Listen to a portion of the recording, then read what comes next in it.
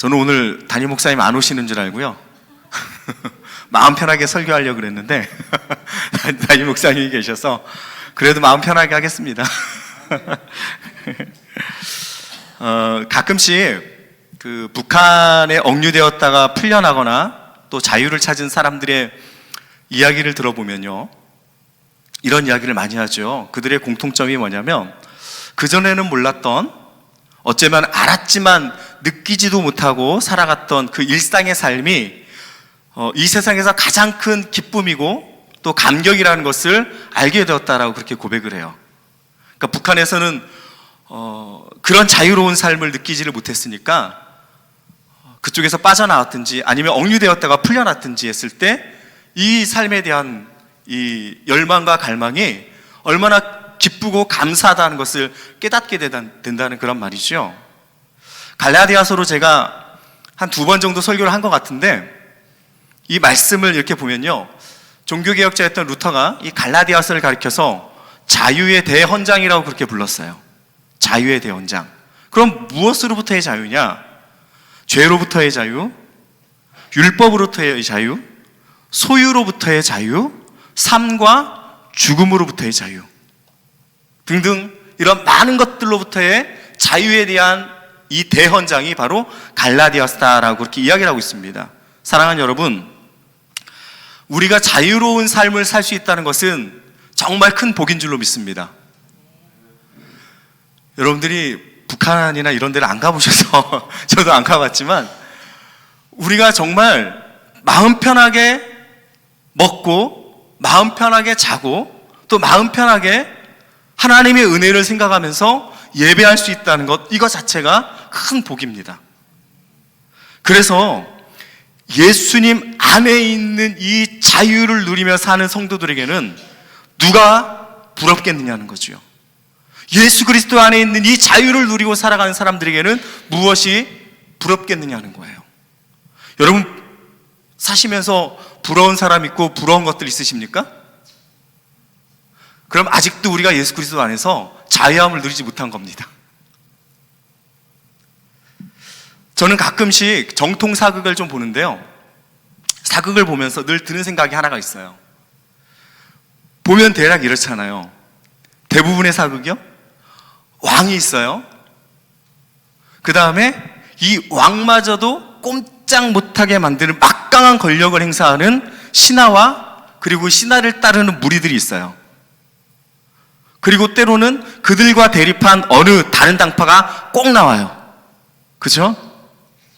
근데 이 왕마저도 꼼짝달싹하지 못하게 만드는 이 막강한 권력을 가진 이 어느 신하는요, 자신이 마음먹은 대로 왕을 허수아비처럼 막 움직이는 거예요. 자기가 하고 싶은 대로 막 해요. 왕의 뒤에서 자기가 왕인 것처럼 그렇게 조종을 하는 거예요. 그런 정치를 하는 거죠. 그런데 그 사극을 보면서 드는 생각은요, 이렇게 막강한 권력을 휘두르면서 살아가는 그 신하는요, 사는 게 아니에요. 가만 보십시오. 자기의 야망을 채우기 위해서요, 끝없이 사람을 죽여야 되고요, 자기의 욕심을 채우기 위해서 음모를 꾸며야 되고요, 그러다 보니까 자신이 언제 급습을 당해서 죽을까봐 두려우면서 살아요. 하루도 맘 편히 사는 날이 없는 거예요, 사실은. 결국 자유를 상실하면서 살아가는 거죠. 오늘날 지금 이 시대에도요, 어쩌면 많은 사람들이 이 막강한 권력을 휘두르는 신하와 같은 삶을 사는 사람들이 많다라는 거죠. 자기 마음껏 사는 것 같지만, 내 마음대로 사는 것 같지만, 내 마음껏 권력을 휘두르면서 사는 것 같지만 실상은 온전한 자유를 누리지 못하고 하루도 맘 편히 살아가지 못하는 게 오늘 이 시대를 살아가는 사람들의 모습이에요. 왜 그럴까요? 한마디로 표현하면 무언가의 종처럼 얽매여 살기 때문에 그래요. 그것을 성경에서는 죄라고 이야기를 해요. 예수님께서요, 요한복음 8장 34절에서 이런 말씀을 하시잖아요. 죄를 범하는 자마다 죄의 종이라. 이게 오늘 우리의 모습이라는 거예요. 죄를 짓고 그 죄 때문에 얽매여서 다른 사람을 누르려고 하고 그걸 눌러야만 내가 높은 자리에 올라가고 권력을 쟁취할 수 있고 얻을 수 있고, 이 모든 게 죄인데, 이 죄의 종로로 타는 사람들이 바로 죄의 그러한 그 권세 아래에서 그냥 영원히 죽을 수밖에 없는 그런 모습으로 살아가는 존재들일 수밖에 없다라는 거예요. 여러분, 우리가 읽은 이 갈라디아서는요, 전체적으로 보면요, 죄와 율법과 그리고 은혜와 믿음의 관계에 대해서 전체적으로 다 이야기를 해주는 거예요. 이것을 설명하면서 그리스도 예수 안에 있는 자유의 비밀을 우리에게 가르쳐주고 있어요.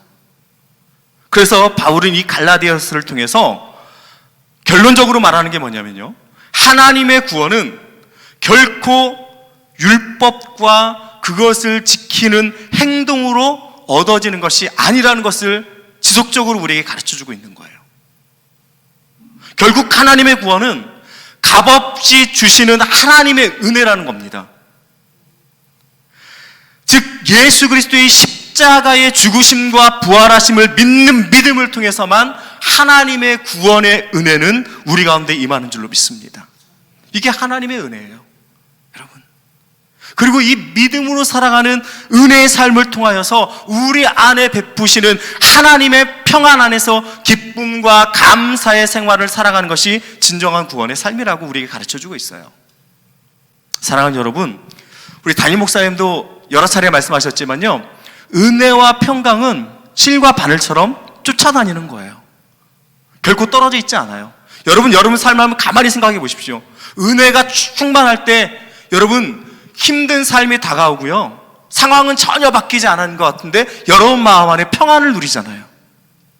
근데요, 내 마음 안에 하나님의 은혜가 느껴지지 않으면요, 무엇으로 많은 것을 가지고 있는 것 같이 살아가더라도 그것이 진짜 평안이 우리 안에 없다는 걸 깨닫게 돼요. 그래서 은혜와 평강은 실과 바늘처럼 언제나 쫓아다니는 거예요. 여러분 안에 하나님의 은혜, 하나님의 평강이 충만히 넘치길 간절히 소망합니다. 근데 다만 문제가 있다면요, 우리 믿는 사람들이 이게 하나님의 은혜를 충만히 받고 있으면서도 그것을 모른다는 거죠. 그래서 생각하기를, 내 안에는 하나님의 은혜가 부족해 라고 생각을 해요. 정말 그럽니까, 여러분?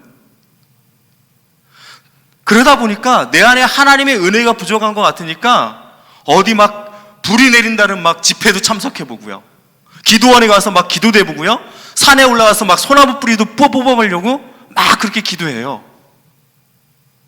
그리고 나서 돌아와서 그 받은 은혜가 오래 가면 좋은데 맥시멈 한 달이거든요. 어떤 사람들은 산기고 가서 열심히 은혜 받고 내려왔다 하는데 집에서 기다리던 부인하고 남편하고 싸워서 은혜가 바로 다 사라져 버리고요. 그게 우리의 모습이에요.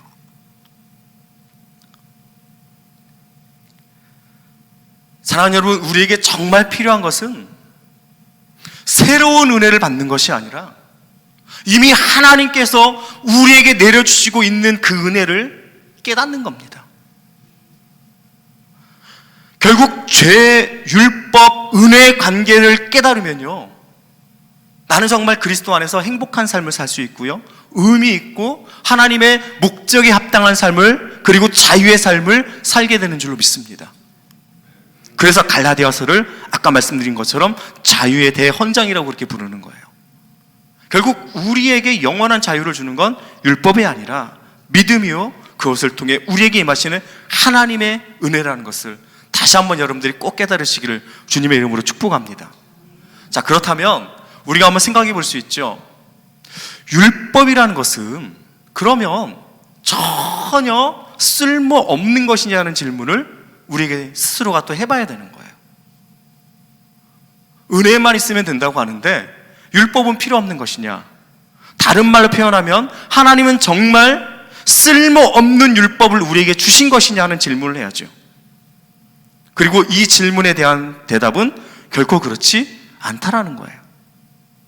즉 하나님께서는 율법은 율법으로서 가지고 있는 의미가 있다라고 우리에게 말씀해주고 있어요. 이것에 대해서 오늘 우리가 읽은 본문에서 바울은 우리에게 몇 가지로 가르쳐주고 말씀해주고 있어요. 자, 여러분, 첫째, 율법은 유효기간이 있는 거예요. 오늘 본문 23절 한번 봅시다. 갈라디아서 3장 23절 말씀입니다. 우리 한번 같이 읽었으면 좋겠어요. 갈라디아서 3장 23절 시작. 믿음이 오기 전에 우리는 율법 아래에 매인 바 되고 계시될 믿음의 때까지 갇혔느니라. 아멘. 하나님께서 모세를 통해서 이스라엘 백성에게 주셨던 이 율법의 유효기간에 대해서 말씀해주고 있는 거거든요.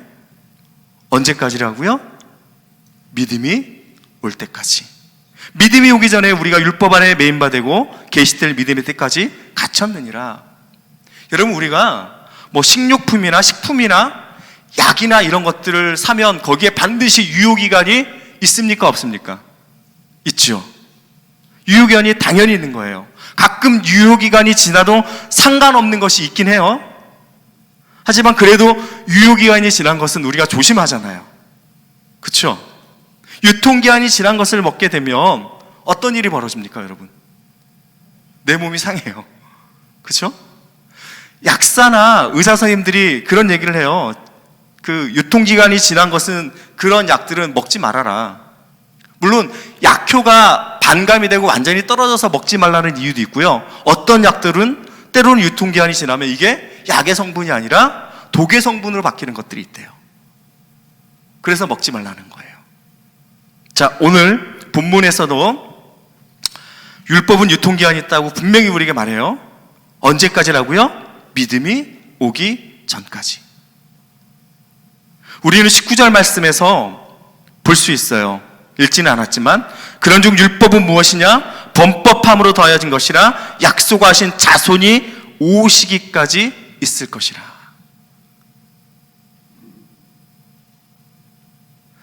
약속하신 자손이 누굽니까? 예수 그리스도. 즉 율법이란 예수 그리스도께서 오시기까지 유효하고 필요한 것이라는 거예요. 여러분, 예수님은 오셔서 이 율법의 저주 아래 있던 우리를 자유롭게 해주시기 위해서 율법의 저주를 끊으시고 십자가에서 지고 그 고리를 완전히 끊어내주신 겁니다. 이것을 믿는 게 우리의 믿음이에요.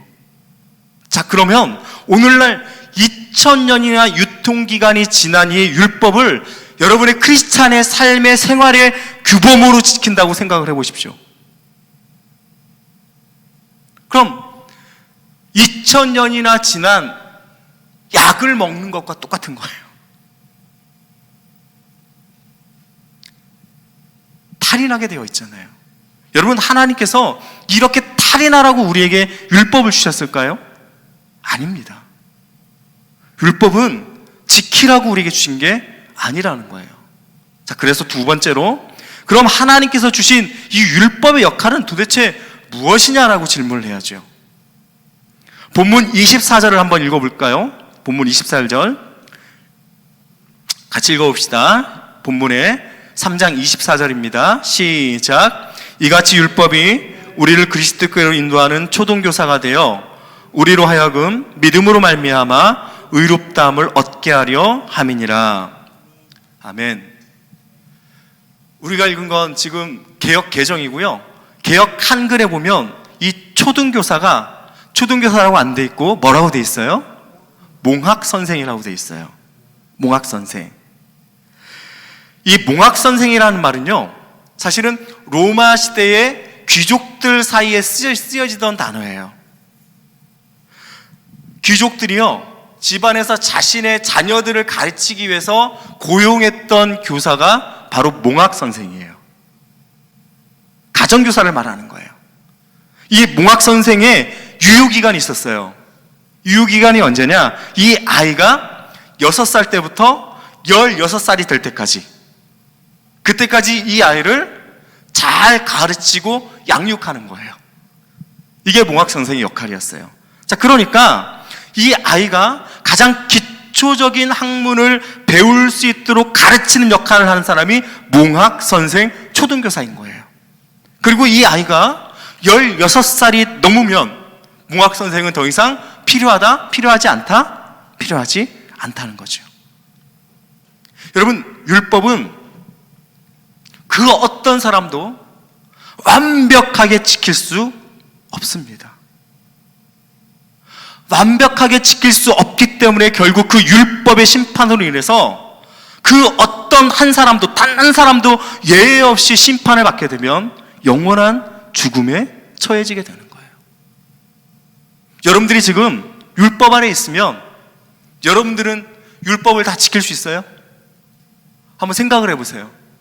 성경에 나와 있는 것만 약 650가지. 지금 유대인들이 자기들 스스로 만들어서 플러스 해놓은까지 다 하면 한 1450가지에서 1500가지. 저희 처가요, 옛날에 UCLA 병원에서 그 채플린으로 잠시 한 1년간 사역할 때 그 병원에 가면, 좀 큰 병원들은 다 있을 거예요, 유대인들만 타는 엘리베이터가 따로 있어요? 모르셨죠? 유대인들만 타는 엘리베이터가 있어요. 그래서 사밧, 안식일 날 이 사람들은요, 엘리베이터를 딱 타면 못 가는 거예요. 버튼을 못 눌러서. 누가 와서 눌러줄 때까지 기다려야 되는 거예요. 일하지 말라 그래서. 도대체 거기까지는 어떻게 걸어가는지 모르겠어요. 예. 이게 자신들 스스로가 만들어 놓은 율법이거든요.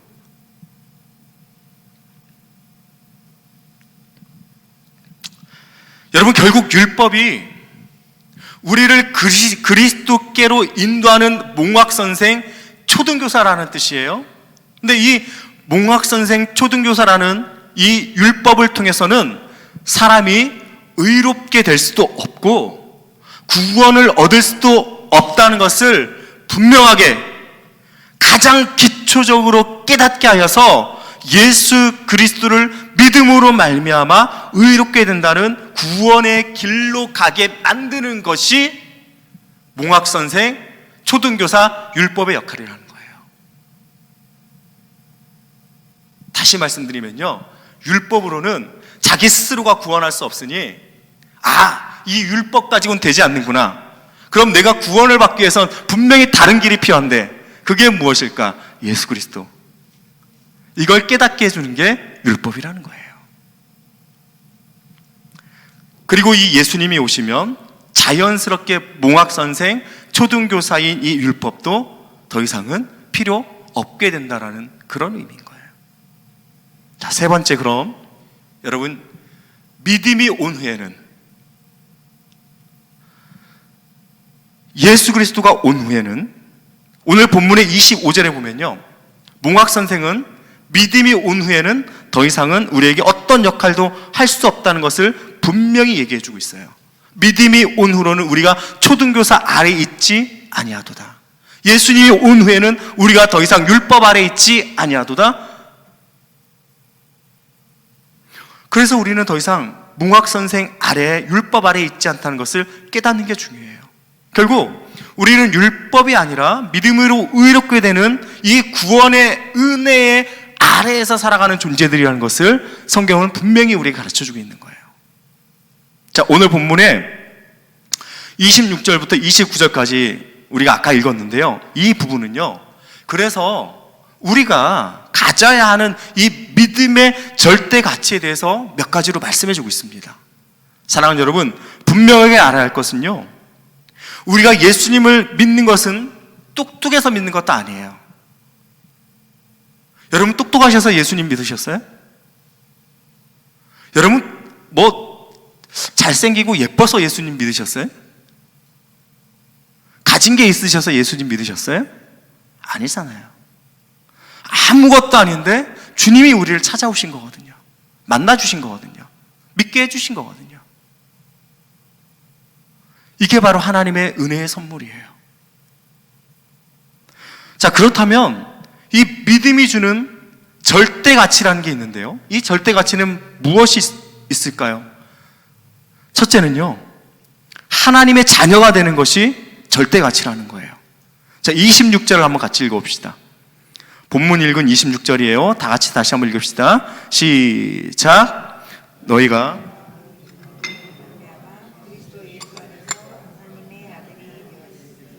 아멘. 여기에서 가장 중요한 단어가 하나가 나와요. 그리스도 예수 아니라는 말이에요. 사도 바울의 서신서를 보면요, 아주 많이 쓰고 있는 그 문장이에요. 그리스도 예수 안. 이 말은 율법이 아닌 예수 그리스도를 믿음으로 하나님의 의를 얻은 우리가 하나님의 자녀로서의 삶을 예수 그리스도 안에서 살아갈 수 있는 그런 절대 가치를 가진 존재들이라는 것을 가르쳐주고 있는 거예요. 여러분, 세상의 사람들은 살아가는 삶의 방식이요, 상대 가치를 통해서 살아가거든요. 내가 다른 사람보다 잘나면 그것으로 만족해요. 내가 다른 사람보다 좋은 차를 타야만 하고요, 내가 다른 사람보다 더 넓은 집에 살아야만 행복하다고 생각해요. 만일 그렇지 못하면 살맛 안 난다고 생각하는 게 현대 사람들이 살아가는 가치 기준이에요. 이게 상대 가치거든요. 다른 사람과 비교되어지는 거. 하지만 우리 믿음의 사람들은요, 상대 가치로 살아가는 존재가 아니라 절대 가치, 그것으로 사는 복된 사람들인 줄로 믿습니다. 절대 가치가 뭘까요, 여러분? 변하지 않는 가치거든요. 절대 가치는 영원한 가치를 말하는 거거든요. 그리고 그 절대 가치는 오직 예수 그리스도뿐인 줄로 믿습니다. 이게 믿음의 사람들이 가져야 되는 절대 가치예요. 사도 바울은 한때요, 상대 가치에 목숨을 걸고 살던 사람 아니었습니까? 하지만 절대 가치이신 예수님을 만난 후에는 자신이 추구하던 이 상대 가치들인 권력, 돈, 명예, 지식, 이 모든 것들을 배설물처럼 여겼다라고 고백하고 있어요. 사랑하는 여러분, 절대 가치이신 예수님을 모시고 그분 안에서 살아갈 때 우리는 하나님의 자녀로서의 참 기쁨과 평안을 누리며 살게 될 줄로 믿습니다. 이런 은혜가 여러분들이 있기를 간절히 축복합니다. 두 번째로, 우리가 믿음 안에서 발견할 수 있는 절대 가치는요, 율법의 저주에서 해방을 받게 된다는 거예요. 본문 27절에서 이렇게 말씀합니다. 누구든지 그리스도와 합하기 위하여 세례를 받은 자는 그리스도로 옷 입었느니라. 여러분, 우리는 율법을 범했기 때문에 율법의 저주에 의하면요, 반드시 죽어야 되는 존재들이에요. 저도, 여러분들도. 그런데 예수 그리스도께서 십자가에 못 박히심으로써 우리도 그리스도와 한 몸이 되어서 같이 십자가에 못 박혀 죽었고, 이제는 그리스도와 한 몸이 되어서 영원한 부활의 삶을 사는 존재들로 바뀌었다는 거죠. 이게 바로 율법의 저주에서 해방을 받았다는 의미예요. 여러분, 율법의 저주로부터 끊어낸 이 2000년 전의 십자가 사건은요, 과거에 한 번 일어나고 끝난 사건이 아니라는 거죠. 2000년이 훨씬 지난 지금 이 순간에도 율법의 저주로부터 우리를 구원하시기 위하여 죽으신 예수 그리스도의 십자가의 사건은 지금도 유효한 거예요. 이 약이야말로 정말 영원히 유효기간이 없는 거죠.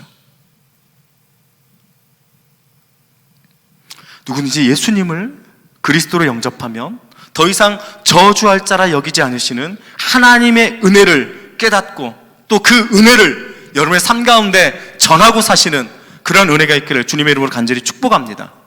세 번째로요, 믿음의 절대 가치는 무엇이냐? 그리스도 예수 안에서 하나가 되는 것이 절대 가치라는 거예요. 오늘 본문의 28절에서 말하고 있죠.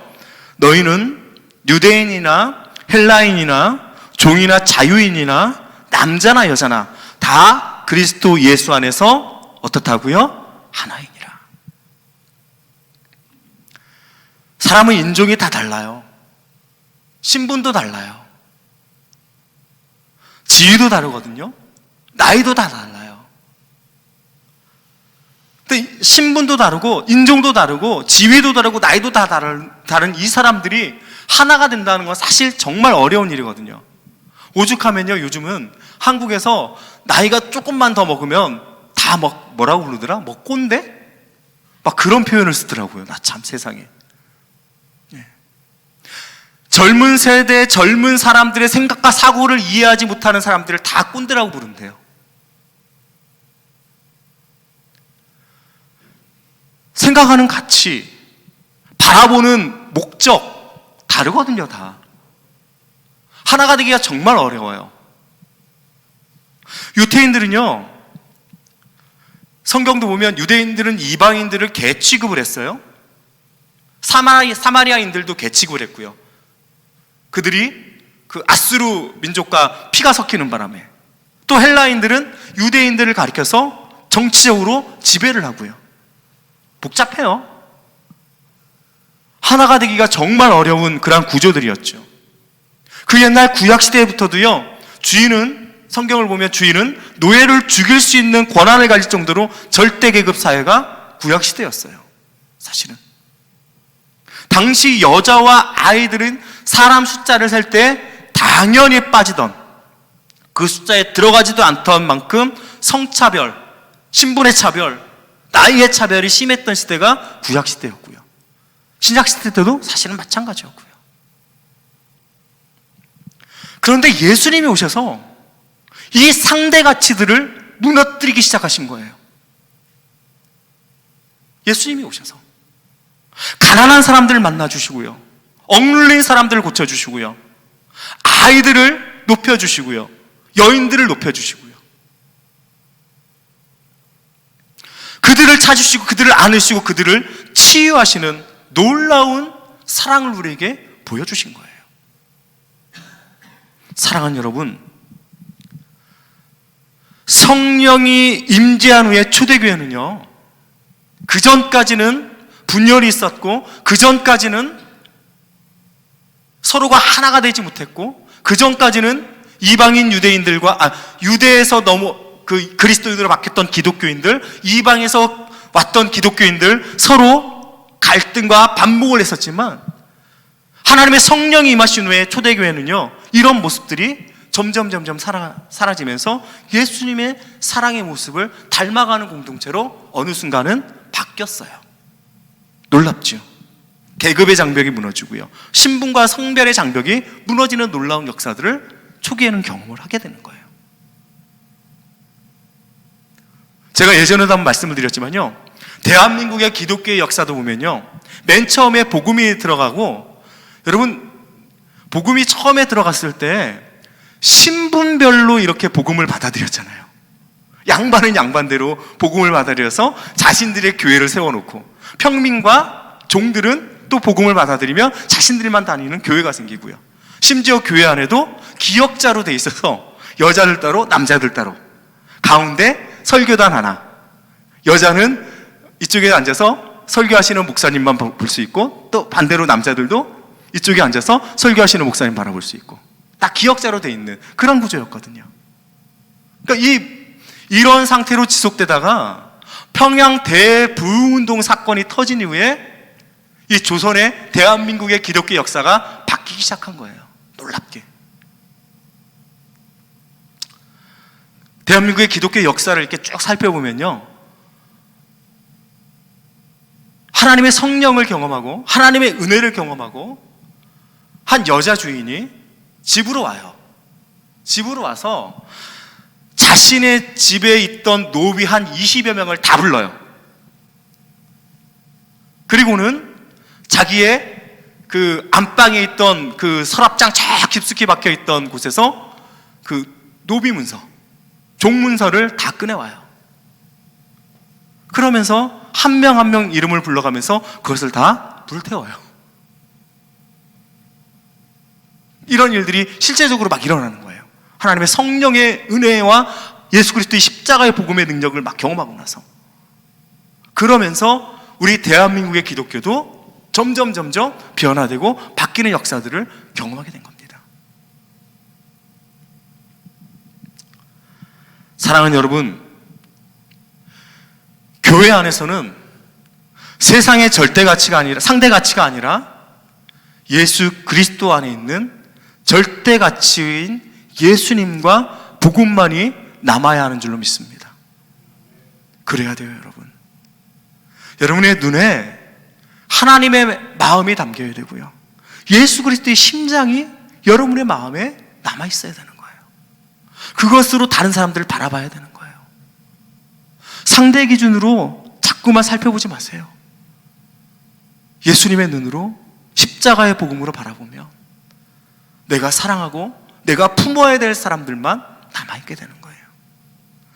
여러분, 실제로 교회가 그런 곳이 되었을 때 그곳에 진정한 교제가 있고 진정한 하나님의 은혜 안에서 하나가 되는 놀라운 역사가 있게 될 줄로 믿습니다.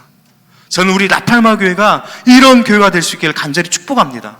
사랑하는 여러분, 오늘 우리는 오직 하나님의 은혜와 하나님의 약속과 그 약속이신 예수님을 믿는 믿음으로 의롭게 되었다는 것을 다시 한번 고백하는 복된 마음이 될 수 있기를 간절히 축복합니다. 그리고 그 구원을 받는 은혜 안에 여러분들이 거하셔서 정말 다시는 우리가 죄의 종로로 타지 아니하고 율법에 매인 것이 아니라 그리스도 예수 안에서 정말 우리가 영적으로 모든 것으로 자유함을 입고 그 자유함을 통하여 온전히 십자가의 은혜를 전하고 나눌 수 있는 그런 복된 믿음의 삶을 저와 여러분 모두가 살아가실 수 있기를 주님의 이름으로 간절히 축복합니다. 할렐루야.